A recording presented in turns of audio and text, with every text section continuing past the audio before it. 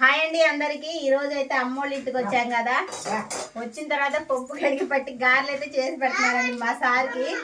ఎక్కడికి వచ్చిన మా సార్కి సేవ చేయాలన్నమాట నేనే.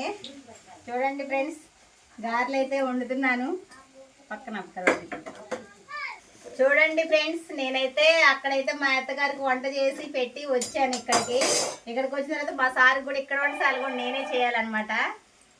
ఇంటికి వెళ్ళిన తర్వాత మళ్ళీ పని ఉంటుంది. ఇక్కడ ఉన్న కోసేపు ఇక్కడ పని, అక్కడ ఉంటే అక్కడ పని అనమాట. నాకైతే గ్యాప్ లేదు ఫ్రెండ్స్. ఏం చేస్తాం, పనికి వెళ్ళలేదనే కానీ ఈరోజు కూడా బిజీ అనమాట.